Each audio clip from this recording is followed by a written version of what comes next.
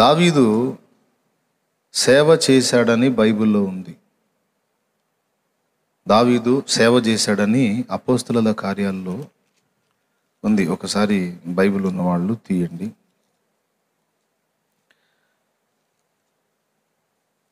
అపోస్తలుల కార్యముల్లో 13:36 ఒక్కసారి చదువమ్మా. 13:36 అంట. చూడండి.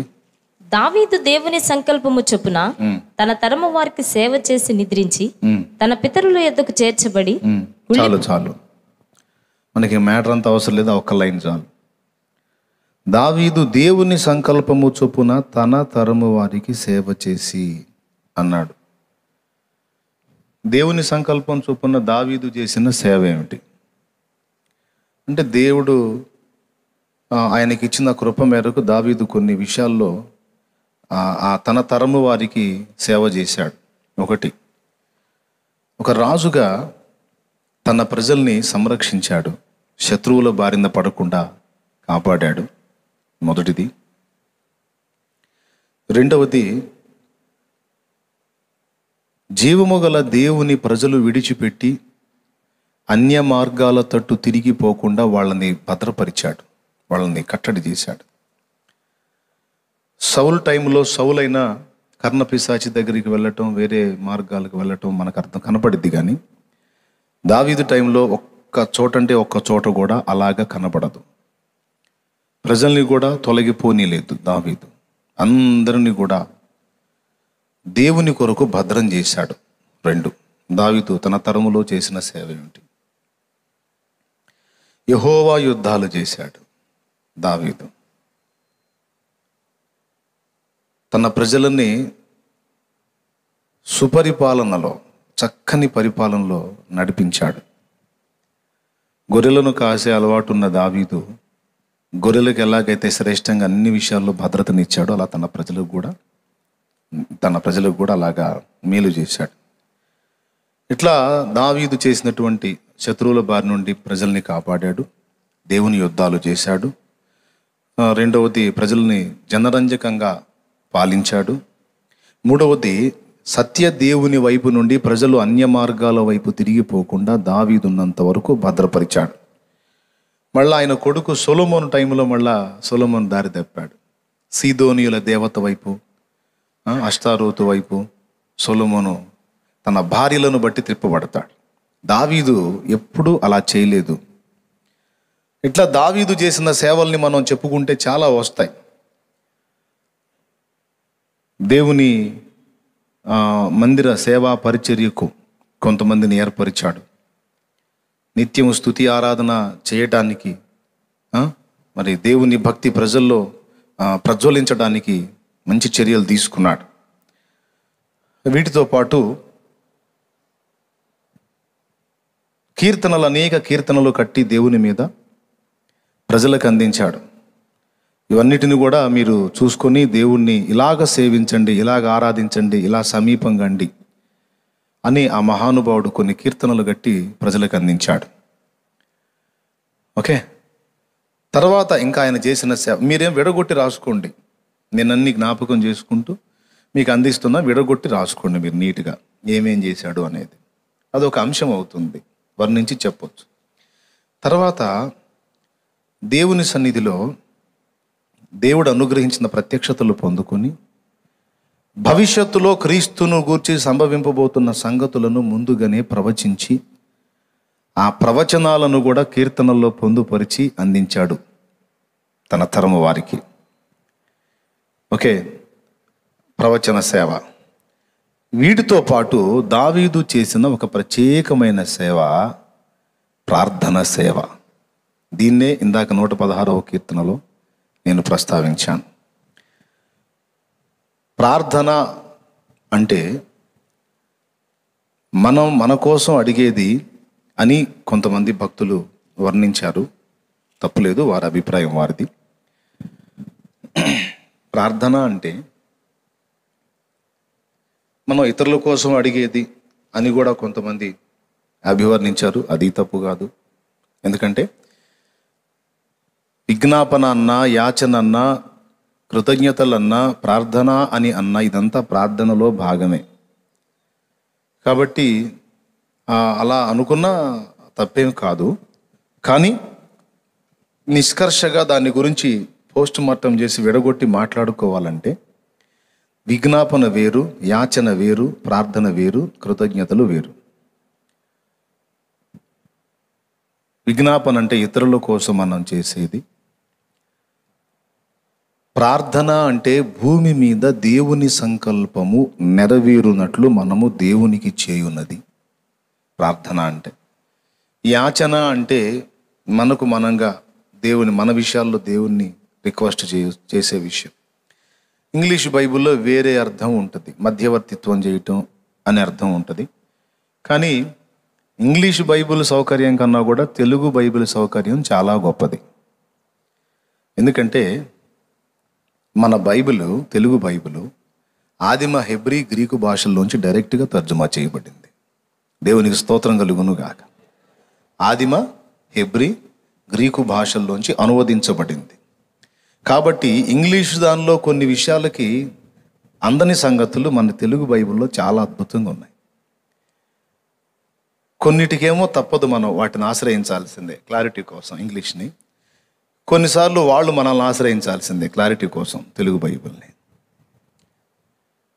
అట్లాగా యాచన అన్న దగ్గర ఇంగ్లీష్ బైబిల్లో మధ్యవర్తిత్వం అనే అర్థం వచ్చే పదం ఉంటుంది. కానీ వాస్తవంగా యాచన అంటే తెలుగు అర్థం ఏంటి?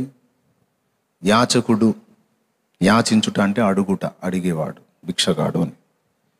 భిక్షగాడు ఇతరుల కోసం అడుగుతాడా, తన కోసం అడుగుతాడా? యాచకుడు, యాచన అనే పదాన్ని బ్లంట్గా అర్థం చెప్పుకోవాలంటే తన కొరకు తను అడుక్కుంటాడు, అంతే. ఓకేనా? రైట్. కాబట్టి యాచన అంటే మన కొరకు మనం వ్యక్తిగతంగా అడుగున్నది. విజ్ఞాపన అంటే ఇతరుల కోసం మనం అడుగున్నది. ఇక ప్రార్థన అంటే భూమి మీద దేవుని సంకల్పాలు దేవుడు వచ్చి తన కార్యాలన్నీ నెరవేర్చున్నట్లు, దేవుని చిత్తం భూమి మీద సిద్ధించున్నట్లు మనం కోరేది, అడిగేది ఈ ప్రార్థన. దీని గురించి వివరించాను. దావీదు ఇన్ని చేసినా నీకు నేను ఏం చేయగలను అని యెహోవా నామమున ప్రార్థన చేసేదను అన్నాడు. అంటే మన ప్రార్థన దేవునికి అవసరమై ఉన్నది. ఏ ప్రార్థన అవసరమై ఉన్నది అంటే, దేవా భూమి మీదకి వచ్చి నీ సంకల్పాలన్నీ కూడా నెరవేర్చు, నీవు రా, నీ సంకల్పాలు నెరవేర్చడం కోసం రా అని మనం పిలుచుట ఒక ముఖ్యమైన సంగతి అయి ఉన్నదని పొద్దున నేను ధ్యానంలో అందించడం జరిగింది. ఇంతే, మళ్ళీ ఈ అంశం మళ్ళీ నేను పొడిగించాలనుకోలేదు. ఇక దీన్ని ఆపేస్తున్నాను. జస్ట్ మీరు సెకండ్ వచ్చారు, అయితే ముందు చెప్పింది ఒక విలువైంది కనుక మీకు ఒకసారి గుర్తు చేస్తున్నాను. మీకు ఇంట్రెస్ట్ ఉంటే ఫస్ట్ మాట్లాడిన అంశం లైవ్లో మీకు నెట్లో అప్లోడ్ చేయబడి ఉంటుంది, తప్పకుండా మీరు చూసుకోండి. ఇక తర్వాత ఇప్పుడు మరొక విషయాన్ని మనం ధ్యానించుకుందాం ప్రార్థనలోనే, ప్రార్థనను గురించే. ప్రార్థన అనేది చిన్న విషయం కాదండి, బోల్డ్ అంత సబ్జెక్ట్ ఉంది అందులో, బోల్డ్ అంత సబ్జెక్ట్ ఉంది. దాన్ని అంతటిని కూడా ఎరిగి ఉన్న పౌలు అంటాడు, అన్ని చాలా వరకు ప్రార్థనను గురించి అనేక సంగతులు ఎరిగి ఉన్న పౌలు అసలు యుక్తంగా ప్రార్థన చేయటం మనకు చేత కాదంటాడు. యుక్తంగా ప్రార్థన చేయటం అసలు మనకు చేత కాదు. ఆత్మయే మనలో ఉండి ఉచ్చరింప శక్యము కాని మూలుగులతో మన పక్షమున విజ్ఞాపన చేస్తున్నాడని రోమా 8:26లో చెప్తాడు. ఈ మాట అన్న పౌలుకి తెలియదా ప్రార్థన గురించి? అంటే ఎన్నో సంగతులు తెలుసు. కాబట్టి మనకు దేవుడిచ్చిన అవగాహన మేరకు కొన్ని సంగతులు మనం ధ్యానించుకుందాం. ఇప్పుడు ఈరోజు మరొక అంశాన్ని మనం ఈ టైంలో సెకండ్ మెసేజ్లో ధ్యానించుకుందాం. ఒక్కసారి మత్తయి సువార్త 6వ అధ్యాయానికి పదండి. మత్తయి సువార్త 6వ అధ్యాయము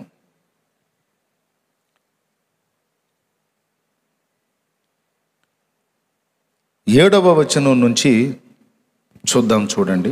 మరియు మీరు ప్రార్థన చేయనప్పుడు అన్యజనుల వలె వ్యర్థమైన మాటలు వచింపవద్దు. విస్తరించి మాట్లాడుట వలన తమ మనవి వినబడునని వారు తలంచుచున్నారు.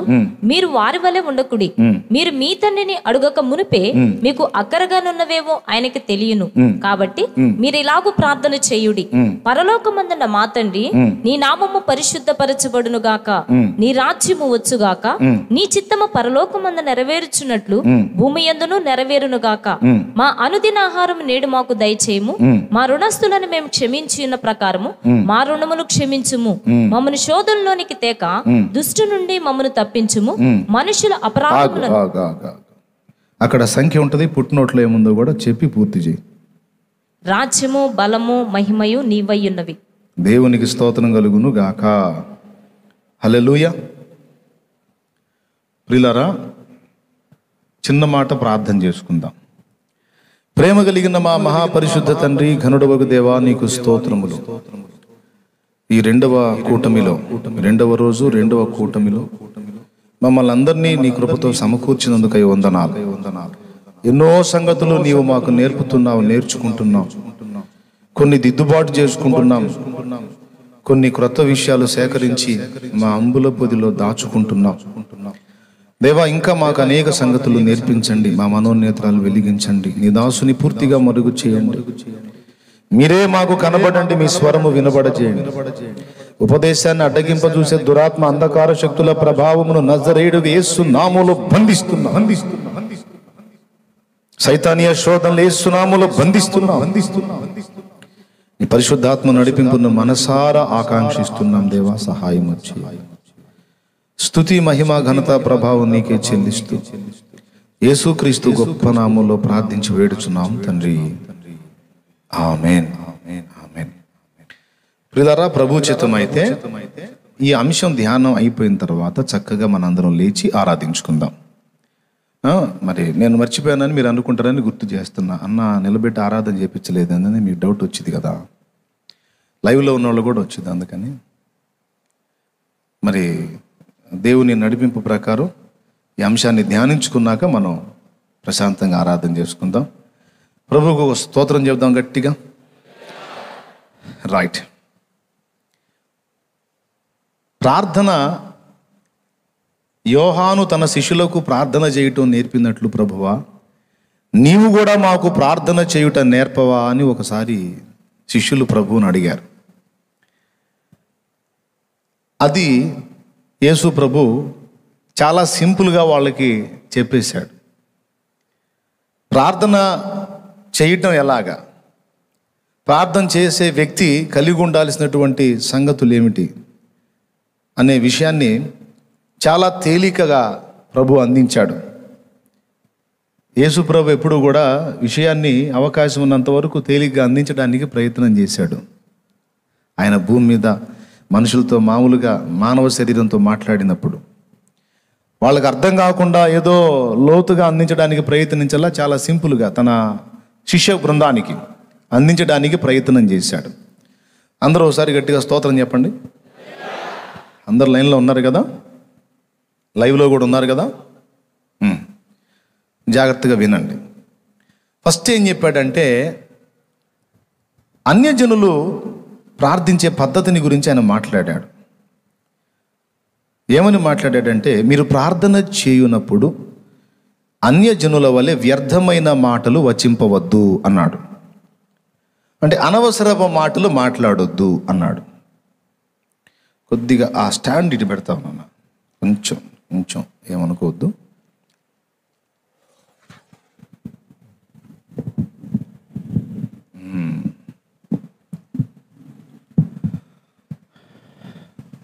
ఓకేనా?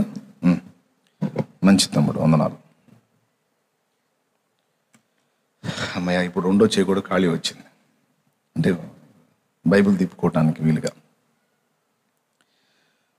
ఏమన్నాడు ఒకసారి చెప్పండి. అన్ని జనుల వలె వ్యర్థమైన మాటలు వచింపవద్దు అన్నాడు. అంటే అనవసర మాటలు మాట్లాడొద్దు. రెండోది ఏమన్నాడంటే, విస్తరించి మాట్లాడుట వలన తమ మనవి వినబడునని వాళ్ళు అనుకుంటున్నారు. విస్తరించి మాట్లాడటం అంటే ఏంటి? విస్తరించి మాట్లాడటం అంటే ఏంటి? చాలాసార్లు చదివి ఉంటారు, మీకు ఆ డౌట్ వచ్చి ఉంటుంది. వచ్చిందా ఎవరికన్నా? అసలు విస్తరించి మాట్లాడటం అంటే ఏంటి అనే డౌట్ వచ్చిందా?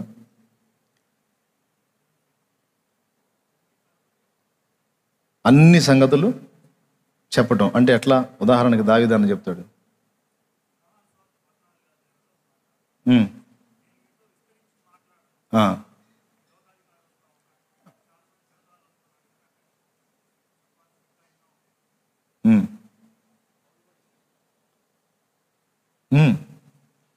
అంటే విస్తరించి మాట్లాడవద్దు అంటే ఎక్కువగా, అర్థమైందా? వ్యర్థమైన మాటలు వచింపవద్దు. ఎక్కువసేపు మాట్లాడటం వల్ల అది దేవునికి వినబడిద్దేమో అనే పిచ్చి ఆలోచన చేయొద్దు అని తేల్చాడు. దేవునికి స్తోత్రం. మనుషుల దగ్గర మీరు విస్తరించి మాట్లాడినట్లు దేవుని దగ్గరికి వెళ్ళి విస్తరించి మాట్లాడటం వలన ఇలా చేస్తే దేవునికి వినబడిద్ది అన్నట్లు అన్యజనులు అనుసరించినట్లు మీరు అనుసరించొద్దు. మీ మాటలు ఎలా ఉండాలి అంటే, మీరు చెప్పదలుచుకున్నదేదో ఆయన ముందుకెళ్ళి స్పష్టంగా చెప్పండి. ఎందుకంటే మీరేం అడగబోతున్నారో ఆ పెద్ద ఆయనకి ముందే తెలుసు, మీ తండ్రి ముందే ఎరిగున్నాడు. కాబట్టి మీరు ఏదో నేను ఒక మాటనే ఒక విషయాన్ని 20 సార్లు అడగాలేమో, ఒకవేళ 100 సార్లు నేను ఒకే విషయాన్ని చెప్తా ఉంటే 100లో ఒక్కసారన్నా తగిలిద్దేమో. అన్యజనులు ఒకే విషయాన్ని పట్టుకొని పదే పదే వల్లి వేస్తూ ఉంటారు, మీకు తెలుసు కదా, తెలీదా? నేను చేసే ఆ పని లోకంలో ఉన్నప్పుడు, వేరే మార్గంలో ఉన్నప్పుడు నేను చేశాను. చెప్పిందే చెప్పి పాడిందే పాడి ఆడిందే ఆడి మాట్లాడిందే మాట్లాడి ఇన్నిసార్లు చెప్పిస్తే, ఇన్నిసార్లు ధ్యానిస్తే, ఇన్నిసార్లు అంటే వినబడిద్ది.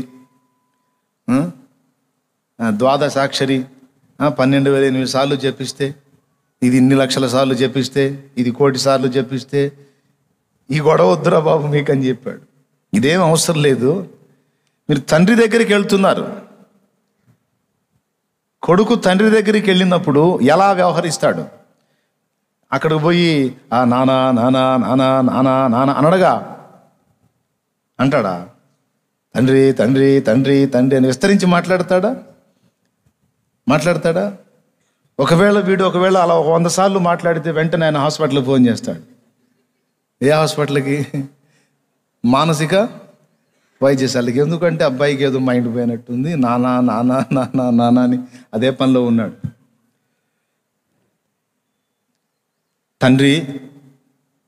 కొడుకు తండ్రి దగ్గరకు వచ్చి, నాన్న నాకు ఇది అవసరమైంది, నాకు ఇవ్వవా అని ఎంత తేలిగ్గా, ఎంత సింపుల్గా విషయాన్ని చెప్పేస్తాడో అంత సింపుల్గా మీరు తండ్రికి చెప్పొచ్చు.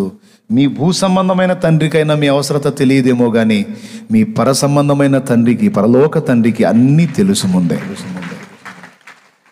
కొంతమంది ఏం చేశారంటే, మీ పరలోకపు తండ్రికి అన్నీ ముందే తెలియను కనుక అసలు ప్రార్థన చేయ అవసరం లేదని బోధ మొదలుపెట్టారు. ఇది ఒక డేంజర్ బోధ బయలుదేరింది. మీకు అక్కరగానున్నవేవో మీ పరలోకపు తండ్రికి ముందే తెలియను. ముందే తెలిసినప్పుడు మళ్ళా మనం చెప్పటం పిచ్చితనం కాదా? కాబట్టి ముందే తెలిసిన వాడికి మనం చెప్పే అవసరం ఏముంది?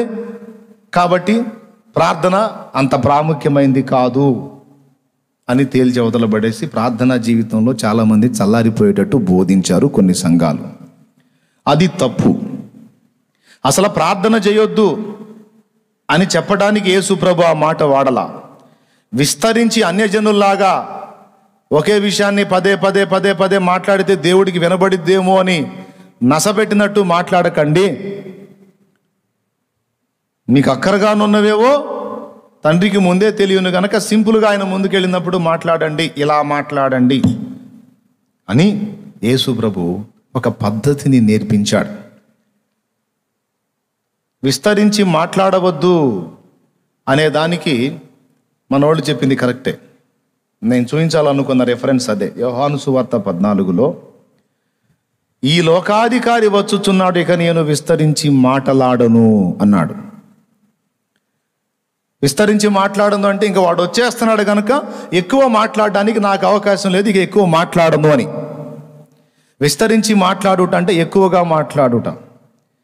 అపోస్తల కార్యం 20వ అధ్యాయము 8వ వచనం నుంచి మీరు చూస్తే, మేము కూడి ఉన్న మేడగదిలో అనేక దీపములుండెను. అప్పుడు 5 కొనొక యవనస్తుడు. ఒక్క నిమిషం 7వ వచనం చదువుమా. ఆదివారమున మేము రొట్టె విరుచుటకు కూడినప్పుడు పౌలు మరునాడు వెళ్ళనయ్యుండి వారితో ప్రసంగించుచు అర్ధరాత్రి వరకు విస్తరించి అది లెక్క చాలు.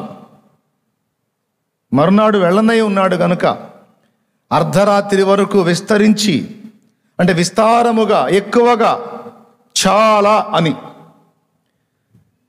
మాట్లాడాడని. అట్లాగా యేసుప్రభు వారు కూడా ఏమన్నాడు, ఇదిగో లోకాధికారి వచ్చుచున్నాడు, ఇక మీకు చాలా విషయాలు నేను ఎక్కువగా మాట్లాడడానికి అవకాశం లేదు, టైం అయిపోయింది అన్నాడు. కాబట్టి విస్తరించి మాట్లాడుట వలన తమ మనవి దేవునికి వినబడునని వారు తలంచుచున్నారు, మీరైతే వారి వలె ఉండకుడి అన్నాడు. అంటే మీకు ఆ 2 రిఫరెన్స్లు ఎందుకు చెప్పానంటే, ఆ 2 మాటలు యేసుప్రభు కానీ పౌలు కానీ మనుషులతో మాట్లాడింది. విస్తరించి మాట్లాడిన ఇబ్బంది లేదు, ఆయా అవసరతలను బట్టి.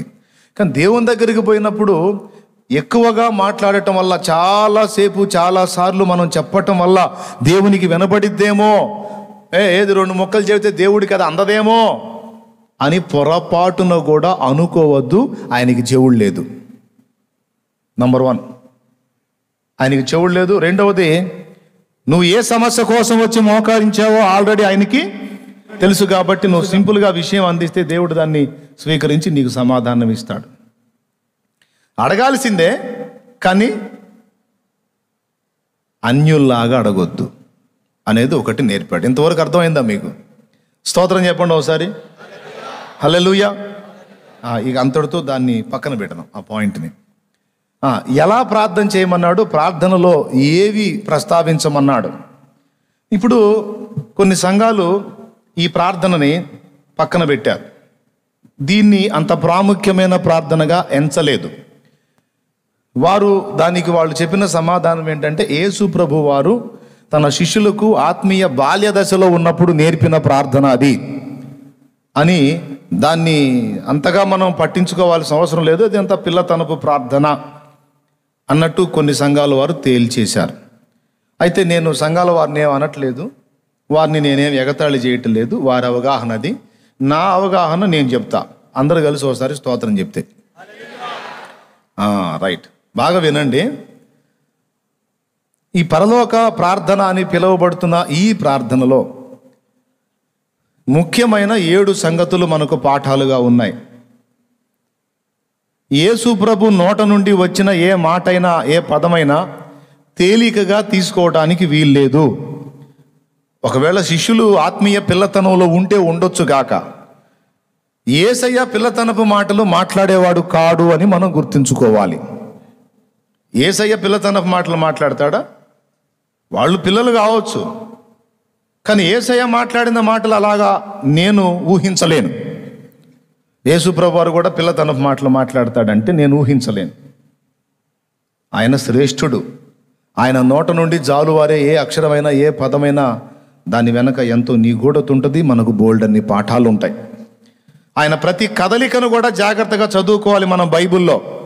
ఆయనకి నిద్ర వచ్చిందంటే అక్కడ మ్యాటర్ ఉంటుంది, చదవాలి. ఆయనకు ఆకలి అయిందంటే అక్కడ మ్యాటర్ ఉంటుంది, చదవాలి. ఆయన ఎండవేళ ఒక చెట్టు దగ్గర, ఒక బావి దగ్గర కూర్చున్నాడు అంటే మ్యాటర్ ఉంటుంది, చదవాలి. అప్పుడప్పుడు ఆలోచన చేసి మీరు సముద్రం ఎక్కి బయలుదేరండి అన్నాడు అంటే అక్కడ మ్యాటర్ ఉంటుంది, చదవాలి. ఆయనకి ఎక్కడ ఏ స్పందన ఎలా కలిగినప్పుడు ఏం జరిగింది అనే ప్రతి విషయాన్ని కూడా మనం పట్టి చదవాలి. ఎందుకంటే మనకి ప్రధానం ఆయనే కదా, మనకి మెయిన్ ఎవరండి? కాబట్టి ఇక ఆయన ప్రతి కదలిక మనకి ముఖ్యమైందే, ప్రతి మాట, ప్రతి పలుకు మనకు శ్రేష్టమైందే. అయితే దాన్ని అర్థం చేసుకోవాల్సిన విధంగా కూడా అర్థం చేసుకోవాలి. కొన్నిసార్లు ఆయన చెప్పిన మాటలు అక్షరార్థంగా ఉంటాయి, కొన్నిసార్లు యౌగికార్థంతో ఉంటాయి. అంటే ఉపమానార్థంగా లేదా అలంకారార్థంగా కొన్ని మాటలు ఉంటాయి. ఉదాహరణకి, ఎవడైనా నన్ను వెంబడింపకోరిన ఎడల ప్రతిదినము తన్ను తాను ఉపేక్షించుకొని తన సిలువనెత్తుకొని నన్ను వెంబడింపవలెను అన్నాడు. అంటే ఒక చక్క కొయ్య సిలువ చేయించుకొని మోయగలిగినంత సిలువ భుజాన్ని వేసుకొని రోజు రోడ్డు మీద బొమ్మన్నాడా? కాదు, దాని అర్థం అది కాదు. దాని అర్థం వేరు. తన్ను తాను ఉపేక్షించుకొని సిలువను భుజాన్ని వేసుకొని నన్ను వెంబడించాలంటే ప్రతి దినము వధింపబడుటకు, అంటే స్వీయత విషయములో చనిపోవుటకు సిద్ధపడిన వాడే నా శిష్యుడు అన్నాడు. ప్రియులారా, గుర్తించండి, మనం ఈ శరీర సంబంధమైన జీవితం విషయంలో ఏ స్థాయికి చస్తామో ఆ స్థాయికి ఫలించగలుగుతాం. గోధుమ గింజ భూమిలో పడి చావకుండిన ఎడల అది ఒంటిగానే ఉండును, అది చచ్చిన ఎడల విస్తారముగా ఫలించును. ఓకే, కాబట్టి ఈ శరీర సంబంధమైన జీవిత విధానంలో ఎంతవరకు అయితే మన స్వీయతలో చస్తామో అంతగా దేవునిలో ఆత్మీయ జీవితంలో ఎదగగలుగుతాం, ఫలించగలుగుతాం. ఏ స్థాయిలో మనం దేవునికి అందుతామో దేవుడు కూడా మనకు ఆ స్థాయిలోనే కృపను ఇవ్వగలుగుతాడు. మనం అందిన దానికంటే ఎక్కువగా ఆయన చేయలేడు, తక్కువగా కూడా ఆయన చెయ్యలేడు. బాగా గ్రహించండి. కాబట్టి అది ఎట్లా చెప్పాడు? సిలువను ఎత్తుకొని నన్ను వెంబడించాలి అంటే చెక్క సిలువ వేసుకొని మెడలో వేసుకొని భుజాన వేసుకొని తిరగమని కాదు. సిలువ భుజాన పెట్టుకొని యేసుప్రభు ఎక్కడికి వెళ్ళాడు? వధించబడటానికి వెళ్ళాడు. అంటే ఇంకా ప్రతిరోజు కూడా మీ స్వయం విషయంలో మీరు వధింపబడటానికి ఎల్లప్పుడూ సిద్ధమై ఉండాలి. యేసు గొర్రె పిల్లను నేను, వధకు తేబడిన గొర్రె పిల్లను. యేసు గొర్రె పిల్లను నేను, వధకు తేబడిన గొర్రె పిల్లను. దినదినము చనిపోవుచున్నాను, యేసుక్రీస్తులో బ్రతుకుచున్నాను. దినదినము చనిపోవుచున్నాను, యేసుక్రీస్తులో బ్రతుకుచున్నాను. యేసు గొర్రె పిల్లను నేను, వధకు తేబడిన, పాడండి, గొర్రె పిల్లను. యేసు గొర్రె పిల్లను నేను, వధకు తేబడిన గొర్రె పిల్లను. దేవునికి మహిమ. నిన్ను బట్టి మేము దినమెల్లా వధింపబడిన వారము. దాని అర్థం అది. అట్లాగా కొన్ని విషయాలు ఉన్నాయి. ఎవడైనా నిన్ను 1 మైలు దూరం రమ్మంటే 2 మైళ్ళు పోమన్నాడు. నీ వస్త్రాన్ని కోరితే నీ పై బట్టను, నీ అంగిని కూడా వాడికి ఇచ్చేసేయమన్నాడు. పై బట్టను అంటే పైన ఉన్న బట్టను కోరితే అంగిని కూడా ఇచ్చేయమన్నాడు. అంటే అక్షరార్థంగా అలా ఇచ్చేసేయమని అర్థమా? అట్లయితే మీ బట్టలు వద్దు కానీ మీ ఇంట్లో డబ్బులు ఉంటే ఇవ్వండి అని అడుగుతాను, ఇస్తారా? పాపం లేడీస్ ఉన్నారు, మీ గోల్డ్ అంతా ఇవ్వండి అని నేను అడుగుతా, ఇస్తారా? ఇవ్వరు. ఎందుకని? మరి యేసయ్య చెప్పాడుగా, నీ పై బట్టను అడిగితే నీ అంగీని కూడా ఇవ్వమని. మీ బట్టలు వద్దు, నాకు పైసలు గోల్డ్ కావాలి, ఇస్తారా? నీకు దండం రా బాబు. నేను గట్టిగా అడిగాను అనుకో, కూటమి ఇప్పుడే అయిపోయిందని వెళ్ళిపోతా ఉంటాను. దేవునికి స్తోత్రం కలుగునుగా. హల్లెలూయా. అంటే దాన్ని ఎలా అర్థం చేసుకోవాలి? కొన్నేమో అలంకారంగా, కొన్నేమో అక్షరార్థంగా. యేసు ప్రభు మాటలను అర్థం చేసుకునే పద్ధతి చెప్తున్నాను నేను. గుర్తుంటే ఉంటే పర్వాలేదు, లేకపోతే రాసుకో. అన్ని మాటల్ని ఒకే విధంగా అర్థము చేసుకోరాదు. అయితే ప్రతి మాట కూడా సీరియసే. అయితే అన్ని మాటలు ఒకే విధంగా అర్థం చేసుకోకూడదు. కొన్నేమో ఉపమాన భాషలో ఉంటాయి, అలంకార భాషలో ఉంటాయి, కొన్నేమో డైరెక్ట్గానే ఉంటాయి. ఓకేనా? ఇప్పుడు మైలు దూరం రమ్మంటే 2 మైళ్ళు వెళ్ళమన్నాడని మనం ఇట్లా వెళ్తున్నామని జనానికి తెలిసిందనుకో, శుభ్రంగా ఇక అందరి ఊరంతా తిరుగుతూ ఉండాలి. ఇక మనం ఎక్కువ రోజులు బతకం కూడా అట్ట తిరిగితే. అంటే ఎట్లాంటి మనసు కలిగి ఉండాలో చెప్పాడు అక్కడ. అంటే 1 మైలు దూరం రమ్మంటే 2 మైళ్ళు అంటే ఒకంత సాయం అడిగితే 2 అంతలు సాయం చేసే మనసు కలిగి ఉండు నాయనా అని అర్థం. పై బట్టను అడిగితే అంగీ కూడా, అంటే నీకు అవకాశం ఉంటే ఎంత చేయగలవో అంత చెయ్యి నాయనా అని అర్థం. అంతేగాని మొత్తం ఇక తీసి ఇచ్చేమని కాదు. ఇచ్చేస్తే ఇక మనం ఆ ప్లేస్లోకి వచ్చి ఇక మనం అడుక్కోవాలి మళ్ళీ ఉండండి. అదొక ఇబ్బంది అయిపోద్ది. ఎందుకది? దేవునికి స్తోత్రం చెప్దాం గట్టిగా. హల్లెలూయా. ఉన్నాయని వాడికి మనం మళ్ళీ ఇక భిక్షాటన మొదలు పెట్టాలి. బాబు ధర్మం చేయండి, ఒక అంగీ ధర్మం చేయండి. మనం అంటే ప్రభు మాట విని చేసాం. ఇక ఇంకొకడు అన్యుడు ఉన్నాడు, వాడు ఇవ్వడుగా మనకి, మనం సిగ్గుపోగొట్టుకుంటాం, ఇబ్బంది అయింది. కాబట్టి ప్రభు మాటల్ని ఇలాగా రెండు విధాలా మనం అర్థం చేసుకునే విషయంలో జాగరూకులమై ఉండాలి. ఇప్పుడు పరలోక ప్రార్థన దగ్గరకు వచ్చేటప్పటికి దాన్ని కూడా ఏదో సింపుల్గా తీసుకోకుండా సీరియస్గానే తీసుకొని నేను ధ్యానించా. నా అవగాహన మీతో పంచుకుంటా. నా ధ్యానం, పరలోక ప్రార్థన అనేది కొందరు అనుకున్నట్టు తక్కువైంది కాదు.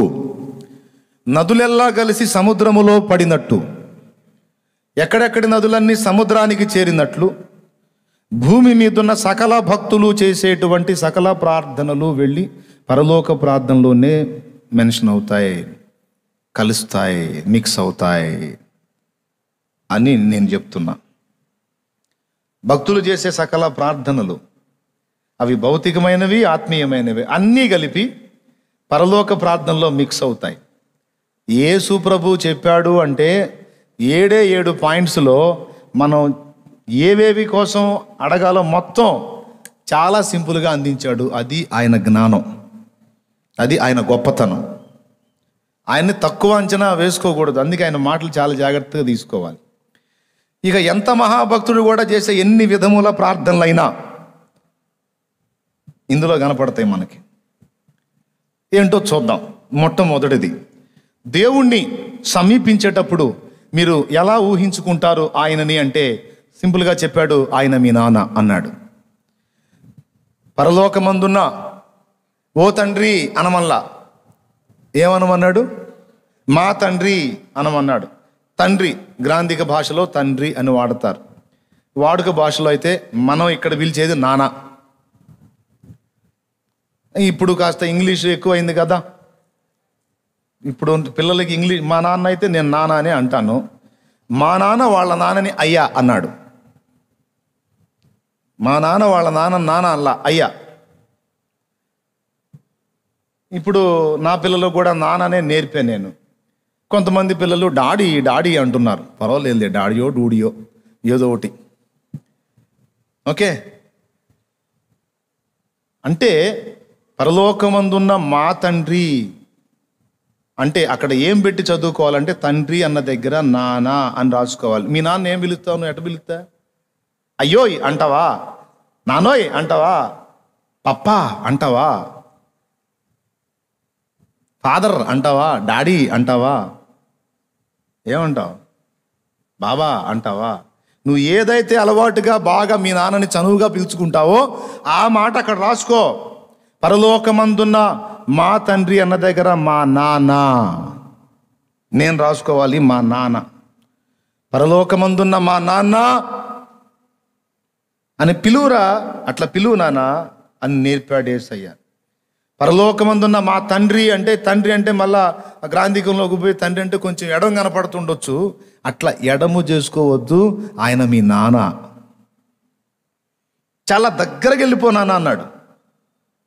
తండ్రికి బాగా సమీపంలోకి వెళ్ళిపో, ఎడం పెట్టుకోవద్దు.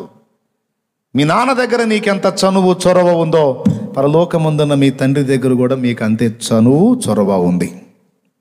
బా, ఎందుకు? యోహాను 3:16, దేవుడు మనల్ని ఎంతో ఒట్టితో లేదు, తోకు పల్లిస్తే తో ఎంతో అని, ఇక ఎంత తీసుకెళ్తావు నీ ఇష్టం. యోహాను 3:16 ఓ జోక్ చెప్తారు పాస్టర్లు దీని మీద. ఓ పాస్టర్ గారు వాక్యం మొదలుపెట్టి యోహాను 3:16 అని 4-5 సార్లు అంటే కూర్చున్న విశ్వాసుల్లో ఒకళ్ళు లేచి, నా ఎవరో నీకెందుకు అన్నాడంట. నువ్వెవరు బాబు అంటే, పద్దాకల యోహాను 3:16 అంటే అసలు నా ఎవరో నీకెందుకు అన్నాడు. నువ్వెవరు బాబు అని అన్నాడంట. ఎవరైంది? అన్నీ తెలిసే మాట్లాడుతున్నావు నువ్వు. నా నలుగురిలో నన్ను అవమానపరచాలనే నువ్వు మాట్లాడుతున్నాను. కొన్నిసార్లు ఎటో మాట్లాడితే అది ఎటో పోయి తగిలిద్ది. ఏదో ఒక ప్రమాదం ఉంది సేవకులు మాట్లాడే దానిలో. ఒక జోక్ అన్నమాట, సేవకులు వాడతారు ఎక్కువ. నీకు వచ్చిన బాధ ఏంది బాబు అంటే, ఏం బాధ ఏంది? నా గురించే నువ్వు చెప్పేది. నీ గురించి నేనేం చెప్పాను? నా యోహాన్ అంటే నా పేరు కాదా? 3 అంటే నాకు 3 భార్యలు కాదా?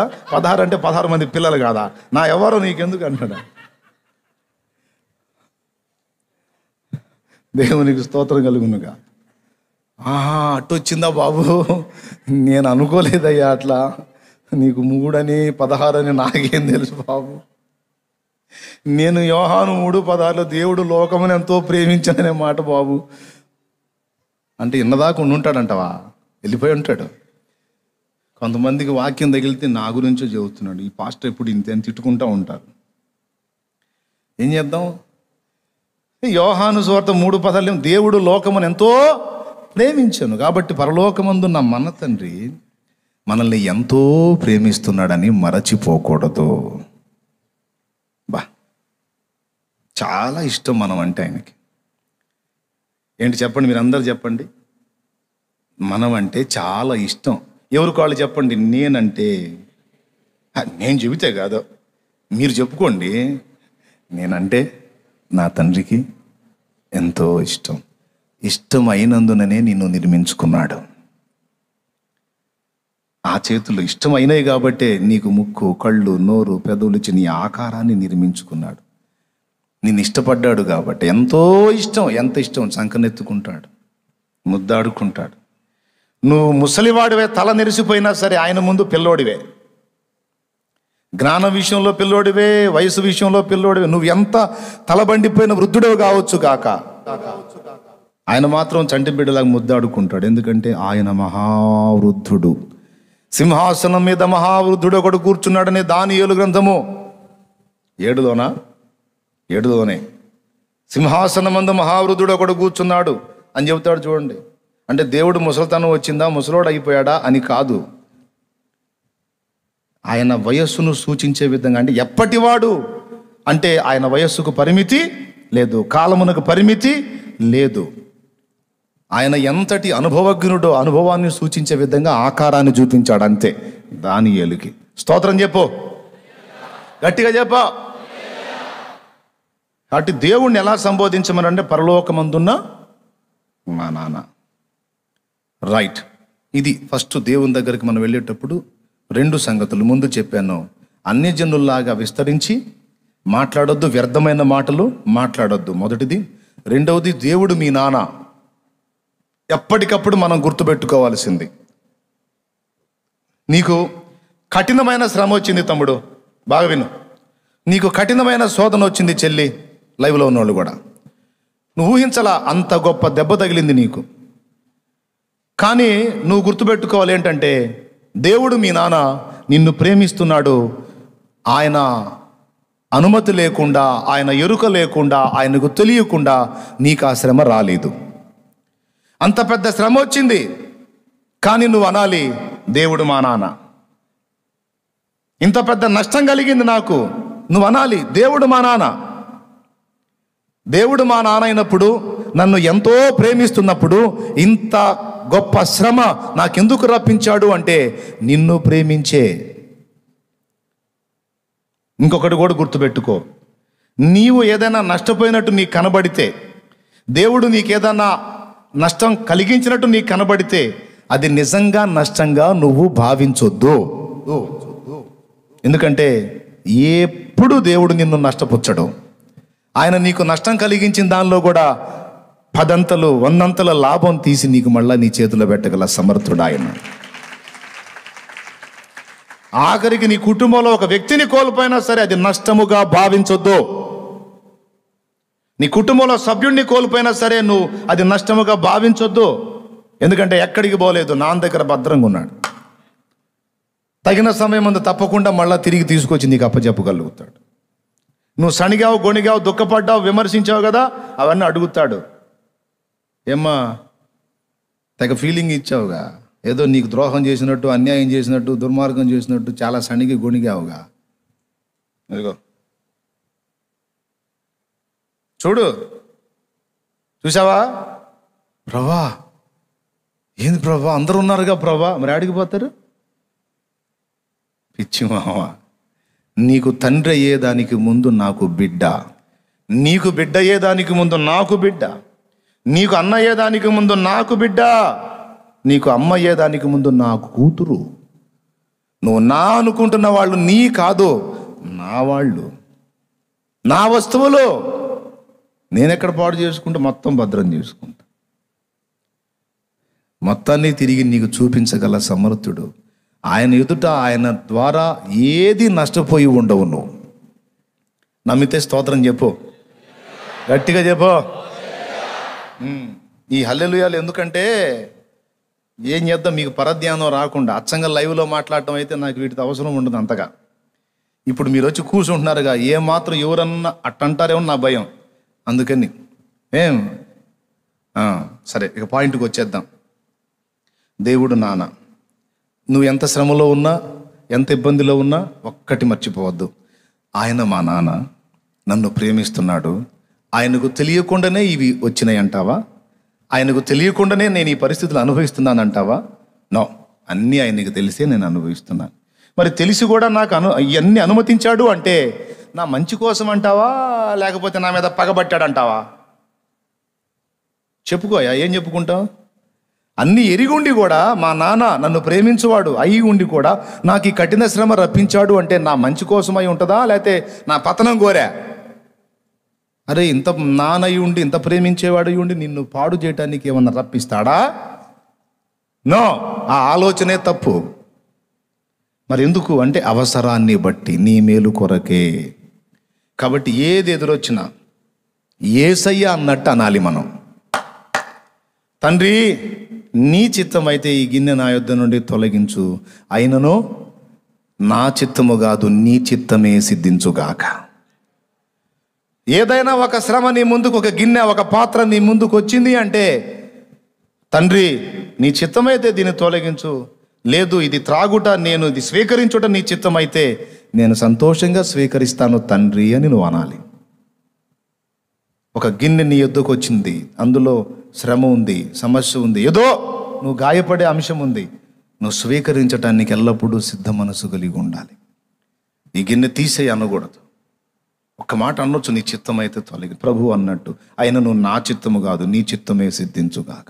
తప్పకుండా అయ్యా, నువ్వు ఇస్తే నేను దాన్ని స్వీకరించడానికి వెనకాడను, సంతోషంగా తీసుకుంటానయ్యా అని తండ్రి మనకు ఇచ్చిన గిన్నెలోనిది త్రాగుటకు మనం ఎల్లప్పుడూ సిద్ధ మనస్కులమై ఉండాలి. చెవులు గలవాడు ఆత్మస్వరం వినుగాక. హల్లెలూయా. అంతేగాని సణుగుడు, గుణుగుడు, నసుగుడు, గీసుకుడు ఏం మాట్లాడే ప్రసక్తి లేదు. అన్నీ ఎరిగే ఉన్నాడు, అన్నీ చూస్తానే ఉన్నాడు, చూస్తూనే రప్పిస్తూ ఉన్నాడు. రప్పించిన వాడే తొలగిస్తాడు. నిన్ను పిలిచిన దేవుడు నమ్మదగినవాడు, శోధనలో నిన్ను విడిచిపెట్టిపోడు. నిన్ను పిలిచిన దేవుడు నమ్మదగినవాడు, శోధనలో నిన్ను విడిచిపెట్టిపోడు. తండ్రి పాపల తోడుండి నిన్ను కాచుకుంటాడు, అన్న తండ్రిలా తోడుండి నిన్ను ఆదుకుంటాడు. నమ్మునేస్తమా, ఇది సత్యం, వీడబోకుమా విశ్వాసం.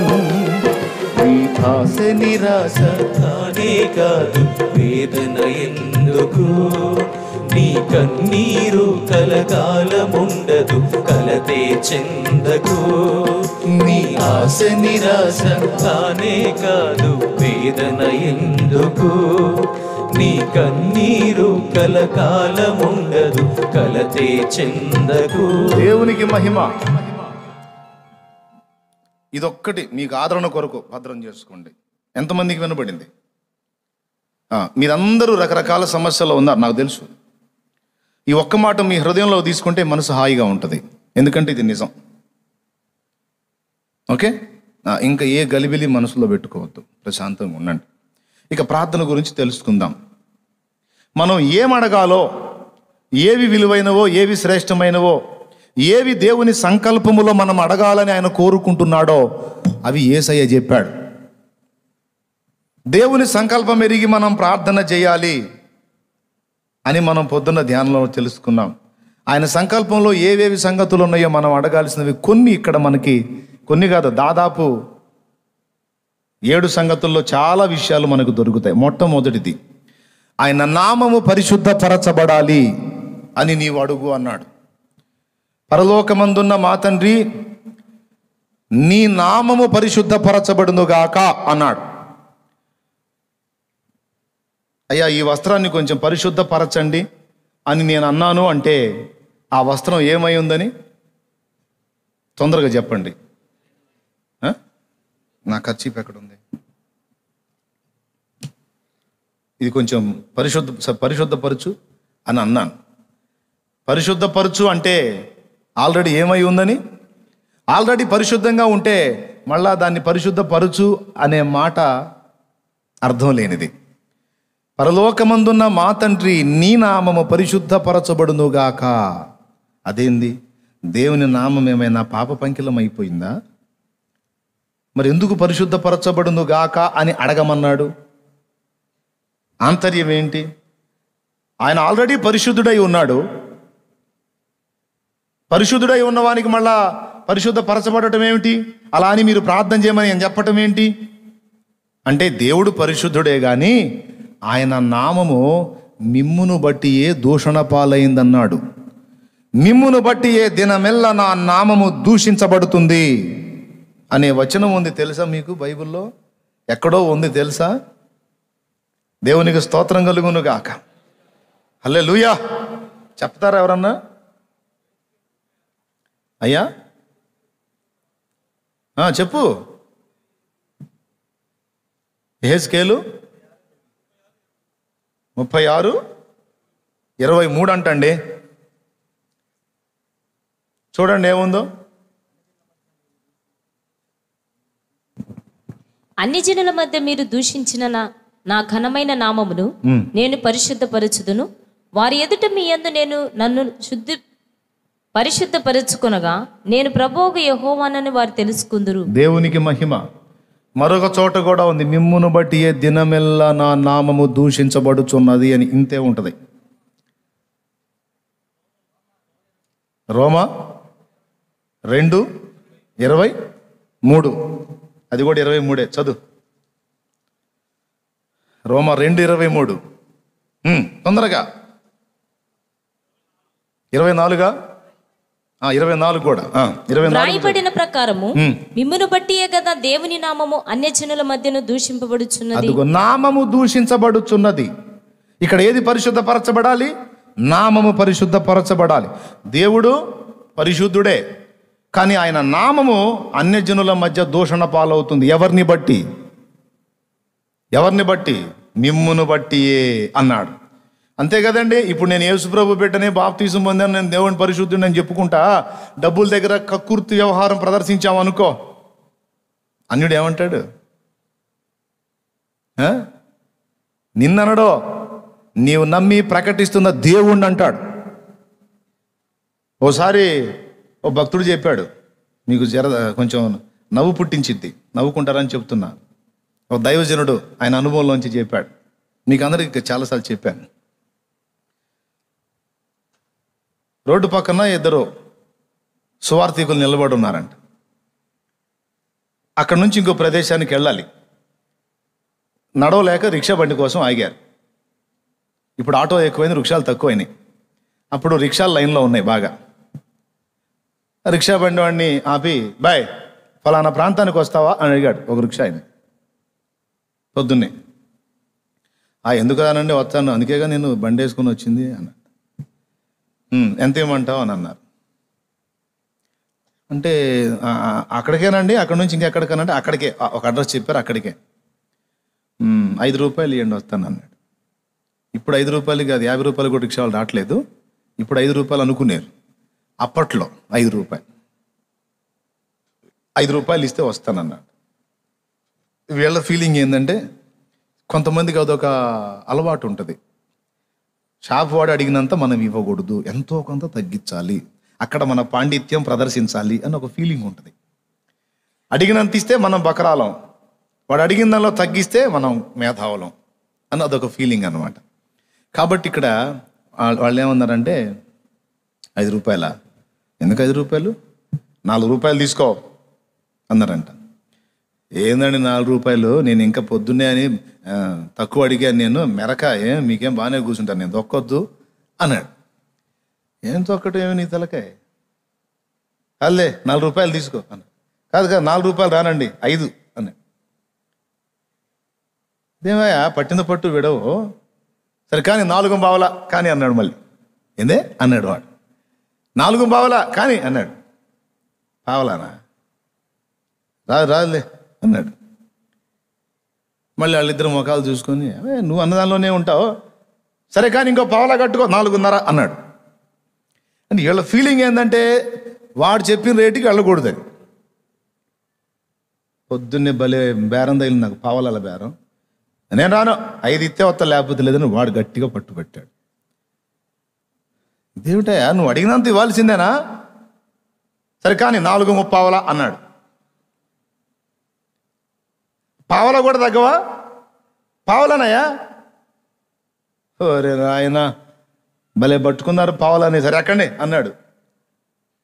సరే ఇద్దరు ఎక్కి కూర్చున్నారు. తొక్కుకుంటూ వెళ్తున్నాడు. ఈ ఎక్కి కూర్చున్నాడు అంతసేపు మరి మౌనంగా కూర్చోవాలా. అప్పుడు వీళ్ళకి బాధ్యత గుర్తొచ్చింది. ఏంటి బాధ్యత? సువార్త. నశించిపోతున్న ఆత్మలు మరి రక్షించాలి కదా, సువార్త. ఆ రిక్షా దొక్కుతా ఉంటే ఇప్పుడు వీడికి సువార్త చెప్పాలి, ఎలా చెప్పాలి అని ఆలోచించుకొని, ఏంటో ఈ భవంతులు, ఈ బిల్డింగులు, ఈ అపార్ట్మెంట్లు, ఇవన్నీ, లేకపోతే ఈ ఈ ఈ అందమైన పార్కులు, అది ఇది అని చిన్నగా మాటలు మొదలుపెట్టారు. వాడు వింటా తొక్కుతా ఉన్నాడు. ఈ బేరం ఆడాడే ఆయన మొదలుపెట్టి, ఏందోలే, ఏది శాశ్వతం, ఈ లోకం అంతా భ్రమ. కొంతమంది అనుకుంటారు ఇదే శాశ్వతం అని, ఇక్కడే స్థిరంగా ఉండిపోదాం అని అనుకుంటారు. చచ్చాక నరకం ఉంది, పాతాళం ఉందని తెలుసుకోరు. తెలుసుకుంటే బాగుండు, రక్షింపబడతారు. తెలుసుకోరు అని చిన్నగా ఈ సంభాషణ వాడు వినాలి, ఆలోచన చేయాలన్నట్టు మొదలుపెట్టారు. వాడు వింటా తొక్కుతా ఏదో మాట్లాడుకుంటున్నారులే అని ఊరుకున్నాడు. పదే ఈ మాట వినపడుతుంది, ఈ లోకం శాశ్వతం కాదు, ఈ భవంతులు శాశ్వతం కాదు, ఈ బిల్డింగులు శాశ్వతం కాదు, ఈ వాహనాలు శాశ్వతం కాదు, అది శాశ్వతం కాదు అని చెప్తా ఉంటే వాడికి మండిపోయింది. తొక్కేవాడు వెనక్కి తిరిగి, చాలాసార్లే నోరు మూసుకోవా, వాడికి భవంతులు శాశ్వతం కాదు, వీడికి బళ్ళు శాశ్వతం కాదు, వాడికి బిల్డింగులు శాశ్వతం కాదు, నీకు మాత్రం ఆ పావలా శాశ్వతం. నోరు మూసుకో ఇక మాట్లాడవాకు. నువ్వు పావలా కోసం 30 సార్లు గీసి బేరం వాడి, వాడికి అది శాశ్వతం కాదంటే వీడికి ఇది శాశ్వతం కాదు, ఈయనకు మాత్రం ఆ పావలా శాశ్వతం. నాకు చూస్తున్నాడు. నమస్కారం అన్నాడు. ఇక మాట్లాడలేవు. ఇంకేం మాట్లాడతాడు? అట్లాగుంటారు కొంతమంది తెలివితేటలు. ఇప్పుడు వాడు దేవుణ్ణి ఒప్పుకుంటాడా? దేవుని నామాన్ని మయంపరుస్తాడా, దూషిస్తాడా? మాటలు మాత్రం తీయగా తెగ చెబుతారు, వ్యవహారం మాత్రం ఏముండదు. ఆ యేసుప్రభు నమ్ముకున్న వాళ్ళంతా అంతే. ఆయన అసలు వీళ్ళు కాదు, అసలు ముందు ఆ యేసుప్రభు వ్యవహారం నాకు తెలుసు అంటాడు. పోయి ఇప్పుడు ఈ బుద్ధిహీనమైన పనికి ఎవరికి తగులుతుంది? ఎంత డేంజర్. మనం ఇప్పుడు నేను సింపుల్గా ఒక పాయింట్ చెప్పా, చాలా ఉన్నాయి. మనల్ని బట్టి అన్యజనులు దేవుణ్ణి దూషించేదానికి అవకాశం ఉన్న విషయాలు చాలా ఉన్నాయి. చర్చికి బయలుదేరిద్దా అమ్మగారు? చర్చికి వచ్చినట్టు రాదు. మిమ్మల్ని కాదమ్మా, మీకు వందనాలు. చర్చికి దేవుని సన్నిధికి వచ్చినట్టు ఒక దేవుని బిడ్డలాగా ఉండదు. అసలు ఆ మేకప్ ఏందో, ఆ వేషం ఏందో, ఆ వస్త్రాలు ఏందో, ఆ జాకెట్లు ఏందో, అసలు బట్టలు లేని వాళ్ళు గుట్టించినట్టు వెనక 2 పీసులు పెట్టి, వాళ్ళ చేతిలో బైబిలు, అవతారం చూస్తే భక్తికి పోతున్నట్టు ఉండదు, మరే కార్యక్రమానికో వెళుతున్నట్టు ఉంటుంది. అప్పుడు త్రోవ ప్రక్కన నిలిచి చూచేవాడేమంటాడు? వీళ్ళందరింతే మిమ్మును బట్టి ఏ దినమెల్లా నా నామము దూషించబడుతుంది. దేవుణ్ణి నమ్ముకున్నాడు, బాప్తిస్మం పొందాడు, దేవుని బిడ్డనని చెప్తాడు, 2 కుంపట్లు పెట్టాడు. 2 కుంపట్లు పెట్టాడు. ఇద్దరికీ న్యాయం చేయడానికి ప్రయత్నిస్తాడు డబ్బుని. మళ్ళా దేవుని అసలు మహాభక్తుడిలాగా కనపడతాడు. అన్యజనులు ఏమంటారు? అబ్బా భలే భక్తుడు రా, భలే భక్తుడు. పాపం ఒక మనిషి కాదు, ఇద్దరికి బాగా బాధ్యతగా చూసుకుంటున్నాడు.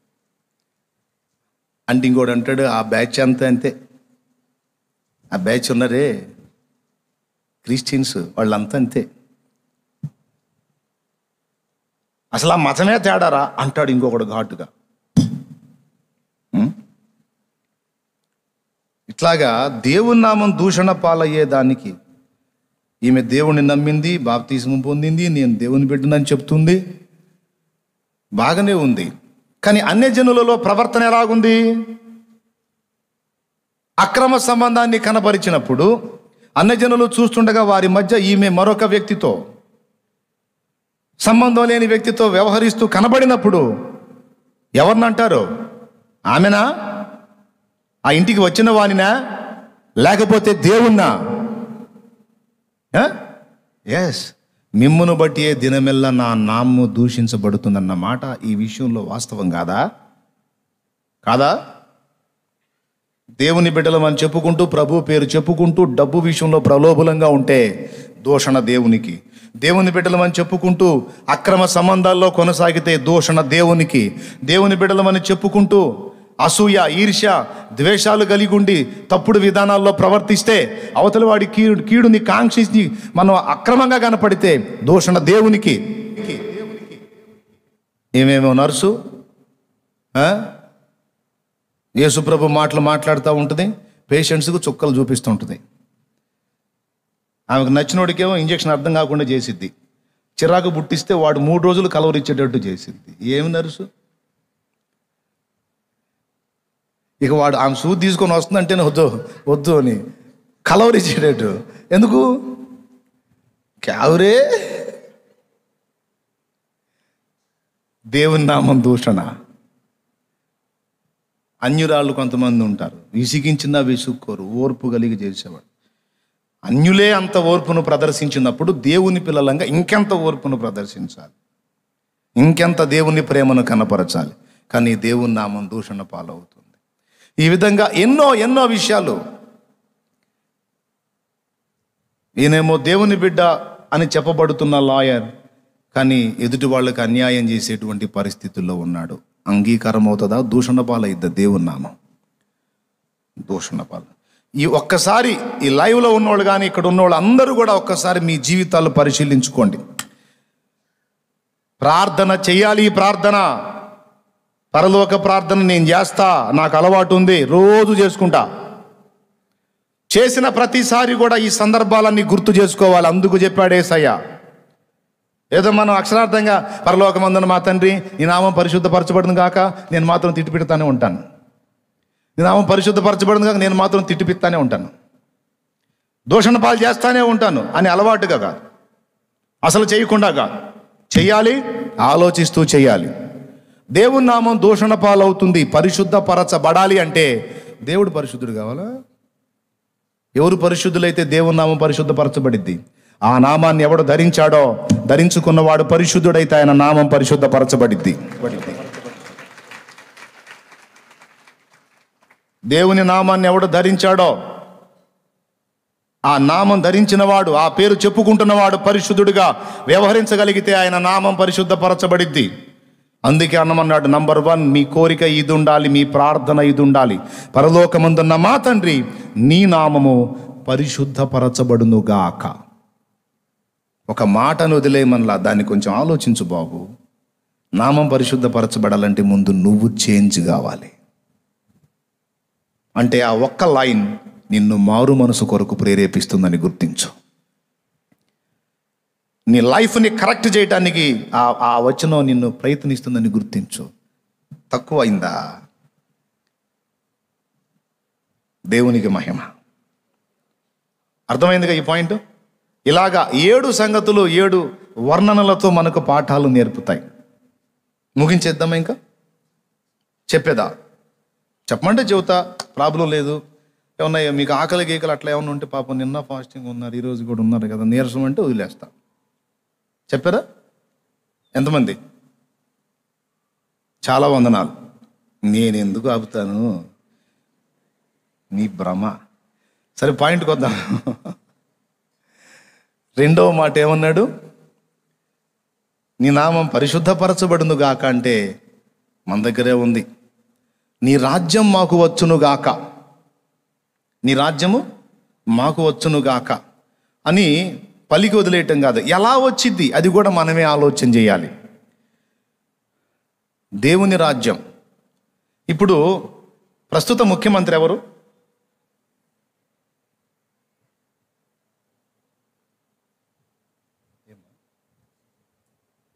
ఏముంది అందులో?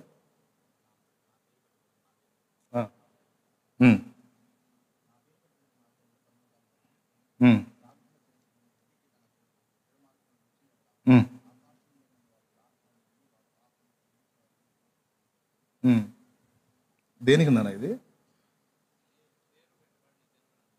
పేరు పెట్టబడిన, పేరు కోసం వచనాన్ని పంపించాడు. నా పేరు పెట్టబడిన జనులు అంటే అక్కడ అంటే దేవుని నామం పెట్టబడింది, దేవుని నామం ధరించుకున్నామంటే ఆ మాట ఎక్కడుందని డౌట్ వచ్చిందని రెఫరెన్స్ పంపించాడు అజయుడు. 2 దినవృత్తాంతాలు 7:14 అక్కడ నా పేరు పెట్టబడిన జనులు అని ఉంటుంది.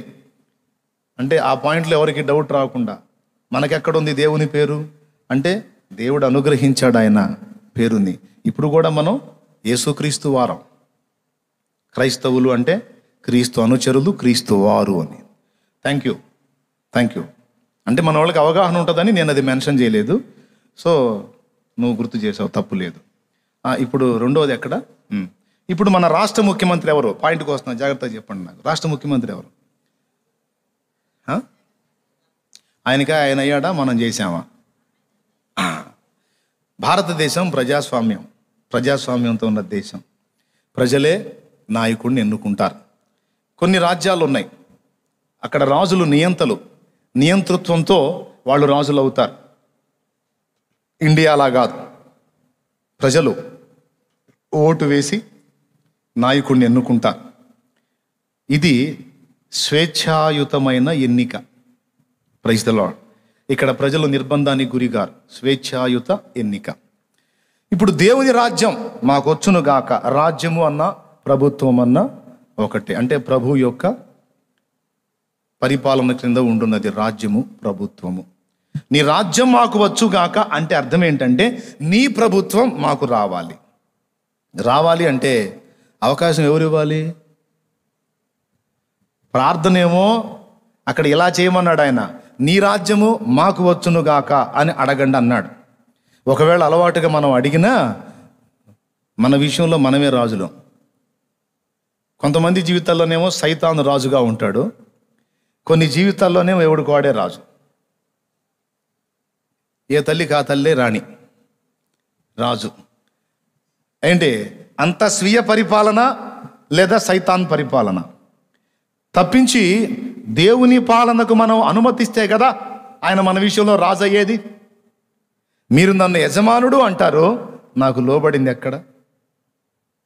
మీరు నన్ను తండ్రి అంటారు, కానీ తండ్రిగా నాకు రావాల్సిన గౌరవం ఎక్కడ అని మలాకి గ్రంథంలో ప్రభు అడిగాడా? రాజు పాటలు కూడా పాడతాం. రాజా నీ భవనములో వేయింపవలు వేచియుందును. యేసు రాజా నీ భవనములో వేయింపవలు వేచియుందును. ఓకే, సూపర్ పాడతారు మీరు నాకన్నా కూడా. ఇట్లా రాజా అనే పదం మీద బోల్డ్ అన్ని పాటలు ఉన్నాయి, మాటలు ఉన్నాయి. దేవుణ్ణి రాజుగా సంబోధిస్తాం, ప్రభువా అంటాం, ఆయన ప్రభుత్వానికి మాత్రం లోబడం. రాజా అంటాం, మన జీవితాలకి మనమే రాజులంగా ఉంటాం. ఇక్కడ కూడా పాఠం నేర్పుతున్నాడు. మీరు పవిత్రులై ఉంటే ఆయన నామం పరిశుద్ధపరచబడిద్ది. మీరు మీ జీవితంలోకి ఆయన్ని అనుమతిస్తే ఆయన మీకు రాజుగా ఉంటాడు. ప్రార్థన చేయండి అని చెబుతూ అందులో పాఠాలు నేర్పుతున్నాడు. మీ జీవితంలోకి ఆయన్ని రాజుగా అనుమతించండి, ఆయన్ని పాలించమని చెప్పండి. నీ చేతులు, నీ కాళ్ళు, నీ కళ్ళు, నీ చెవులు, నీ నాలుక, నీ సర్వ శరీరము సజీవ యాగముగా ఆయనకు అప్పచెప్పు. నిలువెల్ల నన్ను పాలించమని కోరుకో. ఈ మాట దేవదాసయ్య గారు చెప్పాడు. తనువు నాదిదిగో గై కొనుమియో ప్రభువాని పనికి ప్రతిష్ఠించుమీ. దినములు క్షణములు తీసుకొని అవి నీదు వినతిన్ ప్రవహింపజేయను.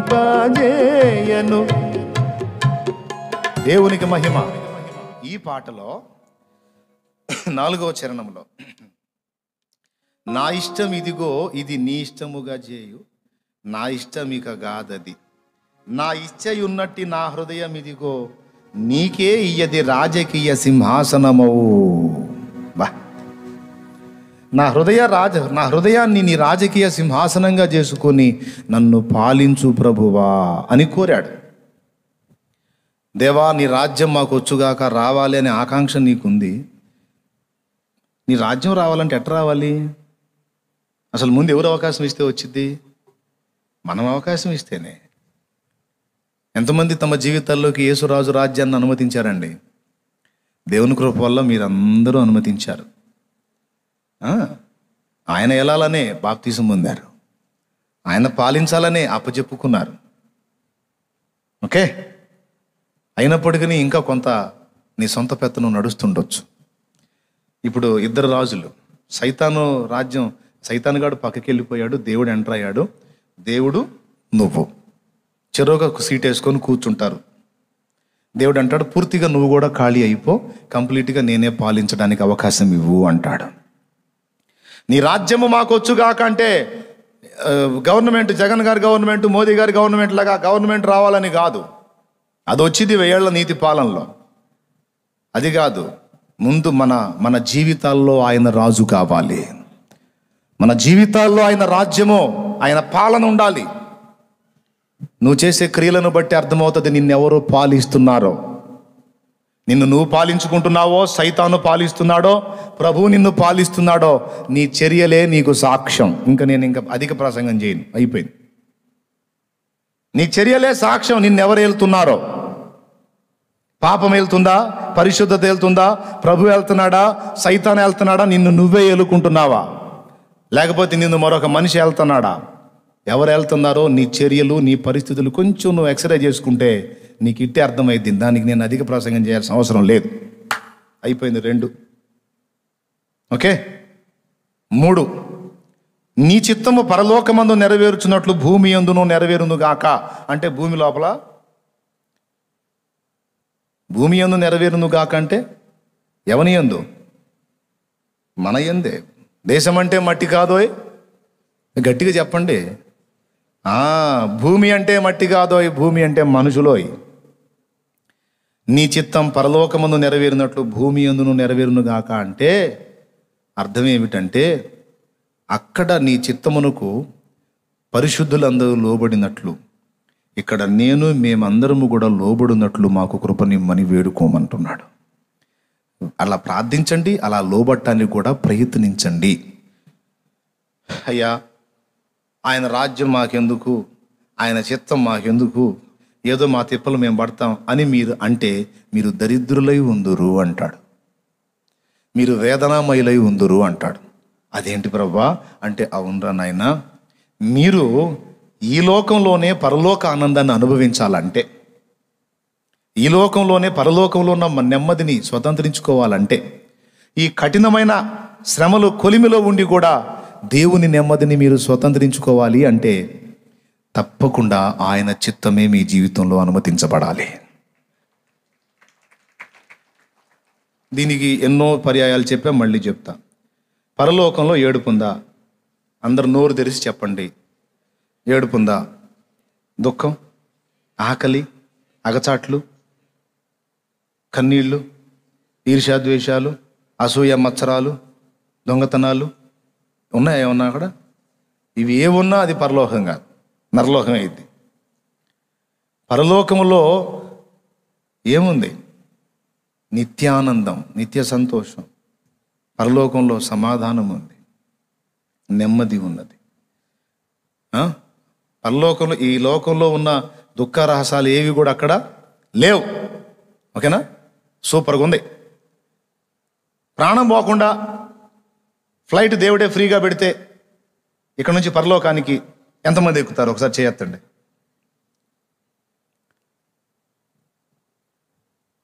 ఏంది మీరు చేయొత్తలేదు?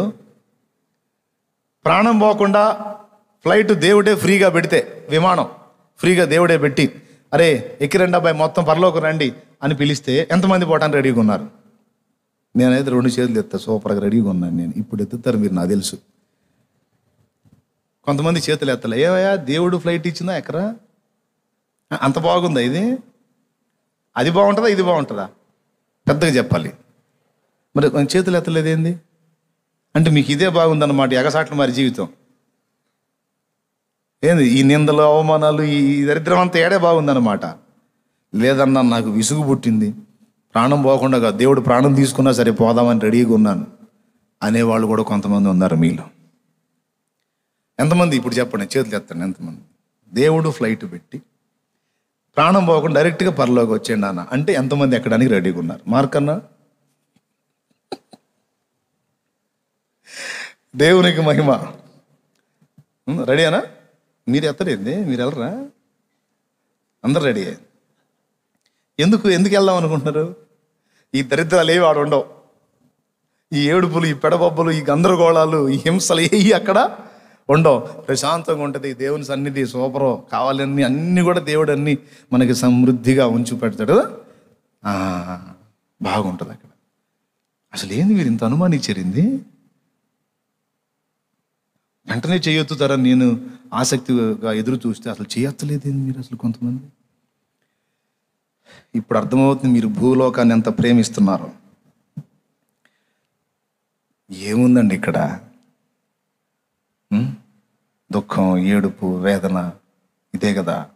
అక్కడ నీతోనే నా నివాసము, నిత్యము ఆనందమే, నీతోనే నా నివాసము, నిత్యము ఆనందమే, సియోనులో స్థిరమైన పునాది నీవు. దేవునికి మహిమ. అక్కడ అంత బాగుందా? ఇక్కడ ఎట్టుంది? ఇప్పుడన్నా చెప్పండి, నా కోరిక తీర్చండి. ఎంతమంది పరలోకాన్ని ఆశిస్తున్నారు చెప్పండి? మీకు దండం పెడతా చెప్పండి. అందరూ ఆశిస్తున్నారా? ఎందుకని? అక్కడ ఆ రాజ్యమే వేరుగా. ఇప్పుడు ఒక ప్రశ్న, అది అంత బాగుంటానికి కారణం ఏంది? కంప్లీట్గా అక్కడ దేవుని చిత్తమే నెరవేరుతుంది.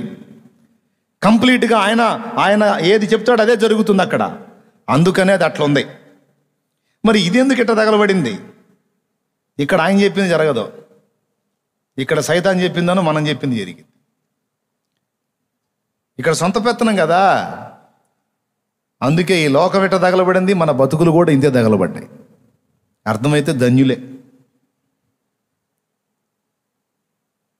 అట్లా కాకుండా మన బ్రతుకుల్లో కూడా తండ్రి చిత్తము జరిగితే, దేవుడు రాజుగా ఉండి మనల్ని పాలిస్తే, ఈ లోకంలో ఉండగానే పరలోక ఆనందాన్ని అనుభవించగలం. అదే దైవజనుడు పాడింది. దివిలోనున్న ఆనందమును ధరణిలో నేను అనుభవింప, మహిమాత్మతో నన్ను నింపిదివా. దివిలోనున్న ఆనందమును పాడు. ధరణిలో నేను అనుభవింప, మహిమాత్మతో నన్ను నింపిదివా, మహిమాత్మతో నన్ను నింపిదివా. దేవునికి మహిమ. దివిలో ఉన్న ఆనందాన్ని భూమిలో అనుభవించాలి అంటే గత్యంతరం లేదు. దేవుని చిత్తం నీలో నెరవేరితేనే. ఆయన చిత్తానికి అడుగడుగున నువ్వు లోబడి ఆయన చిత్తానికి వ్యతిరేకంగా అడుగులు వేయకుండా ఆయన చిత్త ప్రకారం ఇది దేవుడు అంగీకరిస్తాడా లేదా అని అన్ని విషయాల్లో జాగ్రత్తగా దేవుణ్ణి, వాక్యాన్ని, ఆయన చిత్తాన్ని గుర్తించి అడుగులేస్తే ఎంత పెను తుఫానుల్లో సైతం ప్రశాంతత అనుభవించగలవు నువ్వు. కన్ఫామ్. నచ్చితే ఫాలో అవు. అది 3వ మాట. ఇక 4వ మాట, మాకు కావలసిన అనుదిన ఆహారము నేడు మాకు దయచేయుము. అనుదిన ఆహారము అంటే మనిషికి ఒక్క ఆహారం సరిపోతుంది, ఇది లోక సంబంధికి. కానీ ఆత్మ సంబంధికి 2 విధములైన ఆహారం కావాలి. ఒకటి దేహానికి ఆహారం, 2 ఆత్మకు ఆహారం. శరీరానికి ఆహారం అంటే బోల్డ్ అంతా మనకు తెలుసు కదా, మనం తినేయన్నీ. ఆత్మకు ఆహారం దేవుని వాక్యం. ఆయన వాక్యమే మన ఆత్మకు ఆహారం. శరీరం బాగా బలంగా దృఢంగా ఉండాలి అంటే అప్పనంగా అన్ని తినాలి, అంతేనా? ఆత్మ దృఢంగా బలంగా ఉండాలి అంటే అప్పనంగా అన్ని తినటానికి లేదు, దేవుని వాక్యమే తినాలి. మళ్ళీ పాడతా. నీ వాక్యమే నా పరవశము, నీ వాక్యమే నా ఆత్మకు ఆహారము, నీ వాక్యమే నా పరవశము, నీ వాక్యమే నా ఆత్మకు ఆహారము, నీ వాక్యమే నా పాదములకు దీపము, నీ వాక్యమే నా పాదములకు దీపము, నీ వాక్యమే నా పాదములకు దీపము. నా స్తుతి పాత్రుడా నా యేసయ్యా, నా ఆరాధనకు నీవే యోగ్యుడవయ్యా, నా స్తుతి పాత్రుడా నా యేసయ్యా. దేవునికి స్తోత్రం. ఇది కూడా వినండి. మాకు కావలసిన అనుదిన ఆహారం ఓ సంవత్సరానికి ప్రభువా అనలా. మాకు కావలసిన ఆత్మీయ ఆహారం కూడా ఓ సంవత్సరానికి ప్రభువా అనలా. ఇశ్రాయేలు కూడా మన్నాను డైలీ ఇచ్చాడు, ఏ రోజుకు ఆ రోజే కూర్చుకోమన్నాడు. కక్కుర్తిపడి 2 రోజులకు 3 రోజులకు ముందే కూర్చుకున్నావు అనుకో, అది కుళ్ళిపోయి కంపు కొట్టింది. ఓకే,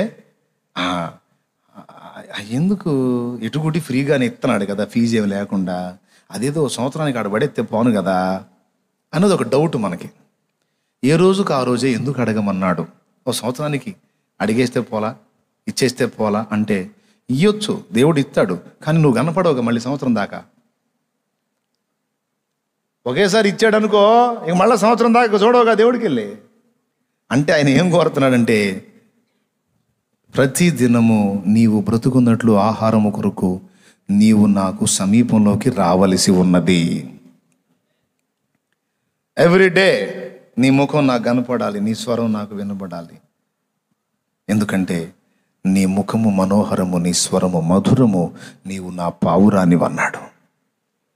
కాబట్టి ప్రతిదినము నీ ఆహారము కొరకు నీవు జీవించున్నట్లు, నీవు బ్రతుకున్నట్లు నా యొద్దకు రావాలి. అందుకే నేడు మాకు కావలసిన ఆహారము మాకు దయచేయి. ఇలాగా ఒక్కరోజుకే అడగమన్నాడు అంటే రోజు ఈ ప్రార్థన చేయమని అర్థం. దేవునికి స్తోత్రం. ఓకేనా? మరి ఇది ఎట్లాగా అండి? ఎలా తేలిగ్గా దీన్ని వదిలేద్దాం ఈ పాయింట్స్ని? ఎవ్రీడే దేవుడు మన ముఖం చూడాలని ఆశపడతాడు, తెలుసా మీకు? అనుదినము మన ఎడల ఆయనకు నూతనముగా వాత్సల్యము పుట్టుచున్నది.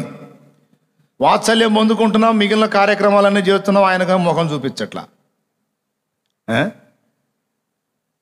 ఆయన అంటాడు, ఈరోజు నాకు నీ మీద ప్రేమ పుట్టిందిరా, వాత్సల్యం పుట్టిందిరా, కొంచెం నీ ముఖం చూపించరంటే, మాకు తెలుసులే అది పుట్టిద్దని పిలాపవాక్యాల్లో రాశావుగా, అందుకే ఫ్రీగా తిరుగుతున్నాం.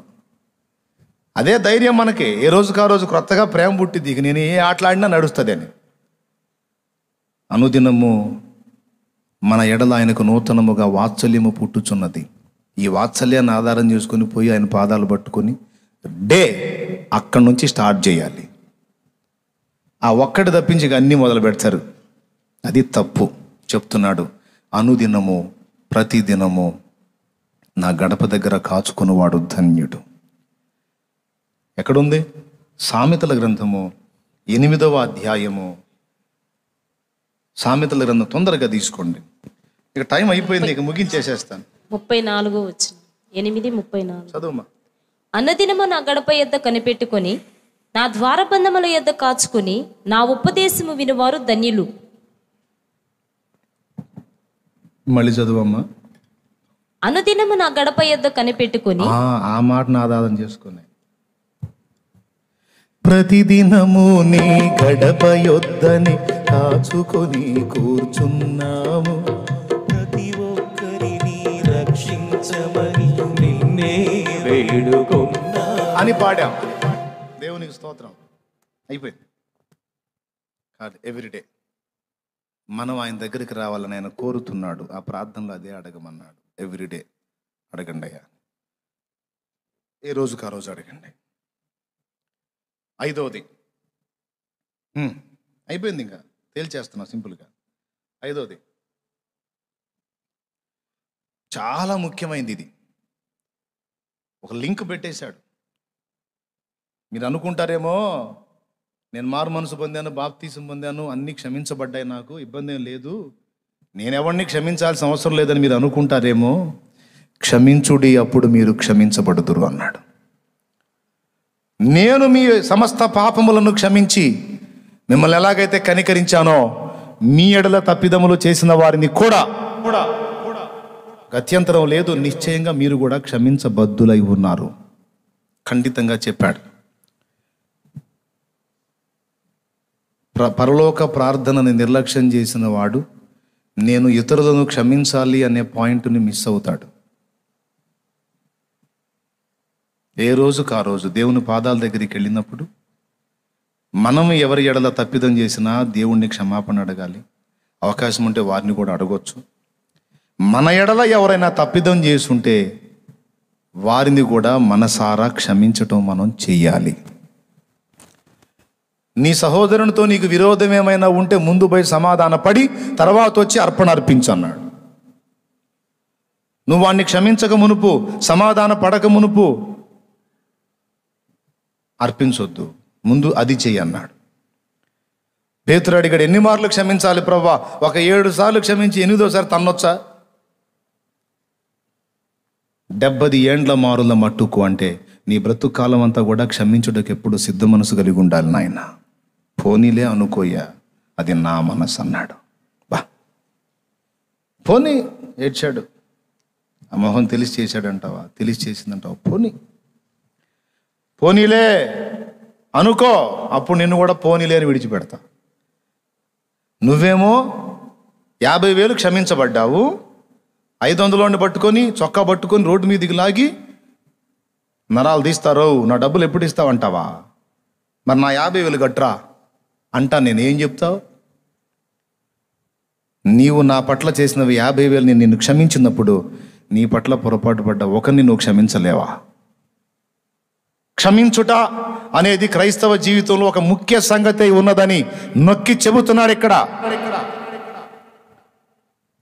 గుర్తుపెట్టుకొని ఇది జాగ్రత్త చేసుకోవాలి అందరి హృదయాల్లో. ఈ క్షమించే మనసు లేకుండా కొంతమంది కక్ష అలానే పెట్టుకొని సాధిస్తా దేవుని దగ్గరికి వచ్చి సోకండాలు పెడుతుంటారు. ప్రభా, అయ్యా అట్ట ప్రభా, ఇట్ట ప్రభా, ఈ బాధల ప్రభా, ఆ బాధ ప్రభా, జవాబు ఈ ప్రభా, సహాయం చేయి ప్రభా అని. ఆయనేం పట్టించుకో. నువ్వు తేడారా, నేను వినను. నీ అపరాధాలన్నీ క్షమించి నీ ప్రార్థన ఆలకించి జవాబు ఇయ్యాలా? నువ్వు మాత్రం వాడిని వదిలిపెట్టవా? ఆమెను వదిలిపెట్టవా? నేను చెప్తున్నా, మీ అత్తగారు దుర్మార్గురాలు అయితే కావచ్చు, వృద్ధాప్యంలో వచ్చింది, కంచాన పడిపోయింది, ఇప్పుడు ఛాన్స్ నీకు వచ్చింది, ఆమెను హింస పెట్టబాకు. ఏడిపించింది నిన్ను, అయి ఉండొచ్చు, కానీ ఇప్పుడు దేవుడు నీకు అవకాశం ఇచ్చాడని ఆమెను వేధించొద్దు. క్షమించి ప్రేమించు. అప్పుడు నువ్వు దేవుని పిల్లవి, అప్పుడు నువ్వు దేవుని బిడ్డవి. ఆ తత్వం నీలో లేనప్పుడు నువ్వు ఒక వేషధారివి, ఒక నామకార్థివి. క్షమించే ఛాన్స్ నీకు వస్తే తప్పకుండా క్షమించడానికి సిద్ధ మనసు కలిగి ఉంటాం. మనుషుల అపరాధములు మీరు క్షమించిన యెడల మీ పరలోక తండ్రి మీ అపరాధములు క్షమించదని కింద చెప్తాడు. ఇంకా మీ హృదయాలు ఈ ఉపవాస ప్రార్థనలో ఎవరైనా క్షమించలేదు అని ఉంటే ఈరోజే మోకాళ్ళు లేసి క్షమించమని దేవుణ్ణి అడిగి ముందు వారిని మీ అంతరంగంలో క్షమించండి. మీకు అన్యాయం చేసిన వారిని, మీ పట్ల అపరాధం చేసిన వారిని, మిమ్మల్ని ఇబ్బందుల పాలు చేసిన వారిని, నిందల పాలు చేసిన వారిని, మీ మీద దుష్టాచారం చేసిన వారిని, మీ సొమ్ము అపహరించిన వారిని నీకు అన్యాయం చేసిన వారిని, మిమ్మల్ని క్షోభ పెట్టిన వారిని, దుఃఖ పెట్టిన వారిని, వేధించిన వారిని, పీడించిన వారిని, బాధించిన వారిని మోకాళ్ళుని ప్రార్థనలో క్షమించు.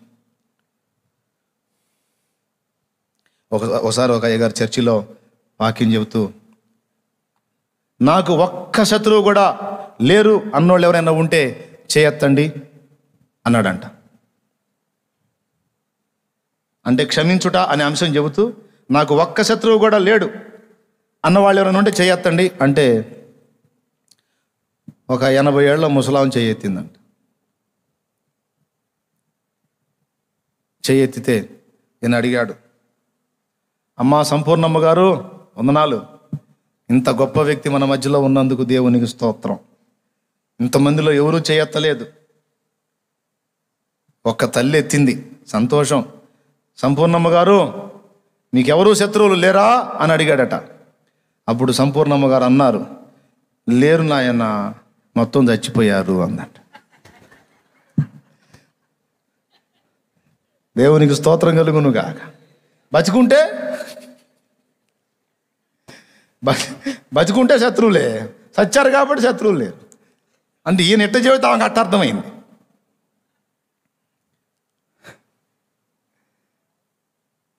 ప్రియులారా, అర్థమైందా మీకు? అట్లా లేరా మీకు శత్రువులు? లేకపోతే నిజంగానే నేను హృదయపూర్వకంగా నా శత్రువులను సైతం క్షమించానన్నా, నాకెవరి మీద పగలేదు, ద్వేషం లేదు, క్షమించానన్నా నేను, దేవుడు నాకు ఆ మనసు ఇచ్చాడు, పోనీలే అనుకుంటానన్నా, నేను సాధించాలనుకోను, వేధించాలనుకోను, నన్ను ఇబ్బంది పెట్టినా నేను వాళ్ళని ఇబ్బంది పెట్టకూడదనే మనసు నేను సాధన చేస్తున్నానన్నా అన్నోళ్ళు చేయొత్తండి. చాలా ఇష్టం యేసయ్యకి ఆ మనసు, పోనీలే అనుకునే మనసు యేసయ్యకి చాలా చాలా ఇష్టం తమ్ముడు. దాన్ని మనం సాధన చేయాలి. క్రైస్తవ్యం అంతటికి కూడా ఆయువు పట్ల లాంటి అంశం క్షమాపణ.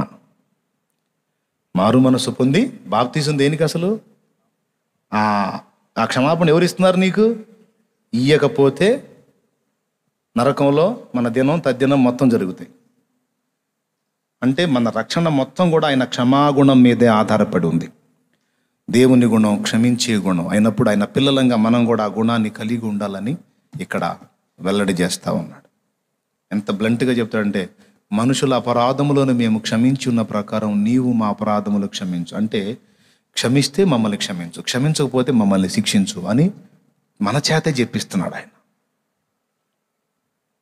నేను జాగ్రత్తగా ప్రార్థన చేస్తాను, అయ్యా ఎవరినన్నా క్షమించలేదేమో, ఇతరులను క్షమించే గుణం నాకు ముందు ఇచ్చి, ఇతరులను క్షమించే మంచి సుబుద్ధి నాకు ఇచ్చి, నీ బుద్ధి నాకు ఇచ్చి నా దోషాలు క్షమించు ప్రభువా. జాగ్రత్త చేసుకుంటా అవకాశం ఉన్నంత వరకు. దేవుని దయ వల్ల నేను చెప్పగలను, సైతాన్ తప్ప నాకు శత్రువులు ఎవరు లేరు, దురాత్మలు తప్ప నాకు శత్రువులు ఎవరు లేరు. మనుషులుగా ఎవరిని కూడా శత్రువులని నేను తలంచలేదు. స్తోత్రం. నా గురించి భయంకరంగా దూషించే వాళ్ళు ఉన్నారు, ద్వేషించే వాళ్ళు ఉన్నారు, నిందా ప్రచారాలు చేసిన వాళ్ళు ఉన్నారు. ఎన్నన్నా చేయండి, నేను మనస్ఫూర్తిగా దేవుని ముందుకు వెళ్ళినప్పుడు నా హృదయం ఎలా ఉందో దేవుడు తెలుసుగా ఖాళీ పెట్టుకుంటా. ఎవరి మీద పగ సాధిద్దామని కానీ, కక్ష సాధిద్దామని కానీ, వాళ్ళు అలా చేసినప్పుడు నేను వాళ్ళని ఎందుకు వదిలిపెట్టాలో, నేను ఎలానే చేస్తానని అనుకోవటం కానీ నో, లేదు. దాన్ని అభ్యాసం చేసుకున్నా. మీకు కూడా అదే చెప్తున్నా. పరలోక ప్రార్థనలో ప్రభు 5వదిగా ఇది నేర్పుతున్నాడు. 6వది, మమ్మను శోధనలోనికి తేక దుష్టుని నుండి కీడు నుండి తప్పించుము. ఈ ఒక్క మాట, ఇంక టైం కూడా అయిపోయింది. మమ్మను శోధనలోనికి తేక దుష్టుని నుండి కీడు నుండి తప్పించుము. ఈ ఒక్క మాట జాగ్రత్తగా వినండి, ఇది ఇంపార్టెంట్. శోధన 2 రకాలు. శోధన 2 రకాలు. దేవుని చిత్తానుసారంగా, దేవుని అనుమతితో మన విశ్వాసాన్ని, నిరీక్షణను పరీక్షించడానికి మనకు దేవుడు అనుమతించే శోధనలు. ఇబ్బంది పెట్టడానికి సైతానుకు అవకాశం ఇస్తాడు ఆయనే.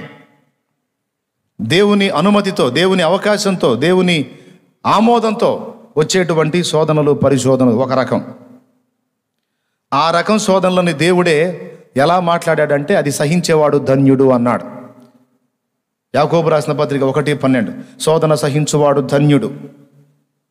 దేవుణ్ణి మనం ప్రేమిస్తున్నామా లేదా, ఎంత ప్రేమిస్తున్నాం, ఎంతవరకు దేవుని పట్ల విశ్వాసాన్ని కలిగి ఉండగలం, ఎంతవరకు నిరీక్షించగలం. అలా దేవుని పట్ల మనకున్న ప్రేమకి, విశ్వాసానికి, నిరీక్షణకు పరీక్షలు, కొన్ని శోధనలు వస్తాయి. ఈ టైపు శోధనలు ఒకటి. శోధనలు 2 రకాలు, డివైడ్ చేసి రాసుకోండి. ఈ శోధనల విషయంలో అవి పొంది మీరు నిలబడితే ధన్యులు అని వ్రాయబడి ఉంది. ఇది యాకోబు రాసిన పత్రిక 1వ అధ్యాయం 1వ వచనంలో కూడా మీరు చూస్తే, నా సహోదరులారా, మీ విశ్వాసమునకు కలుగు పరీక్ష ఓర్పును పుట్టించునని ఎరిగి మీరు నానా విధములైన శోధనలో పడినప్పుడు అది మహానందమని ఎంచుకునుడి. ఇక్కడ శోధనల్లో పడితే మహానందం అని ఎంచుకోమన్నాడు. శోధన సహించేవాడు ధన్యుడు అన్నాడు. అక్కడ యేసయ్య ఏం చెబుతున్నాడు? మేము శోధనలో ప్రవేశించకుండాన్నట్లు దుష్టుని నుండి, కీడు నుండి మమ్మల్ని తప్పించు అంటున్నాడు. శోధన తప్పించమని ప్రార్థన చేయమని ఆయన అంటున్నాడు. ఇక్కడ యాకోబు గారేమో శోధనలో మీరు పడితే మహానందం అన్నాడు. ఆ శోధన ఏంది, ఈ శోధన ఏంది? ఒక శోధనేమో మనకొచ్చే 2 రకాల శోధనల్లో ఒక శోధనేమో మనల్ని సంపూర్ణులుగా చేస్తుంది. స్తోత్రం. ఒక శోధన రాసుకో. ఒక శోధనేమో మనల్ని సంపూర్ణులుగా చేయటానికి వస్తుంది. ఒక శోధనేమో మనల్ని పూర్తిగా పతనం చేయటానికి వస్తుంది. మనల్ని సంపూర్ణులుగా చేయటానికి వచ్చే శోధన దేవుని అనుమతి ద్వారా వస్తుంది. అర్థమైందా? మనల్ని పతనం చేయటానికి వచ్చే శోధన మన అనుమతి ద్వారా వస్తుంది.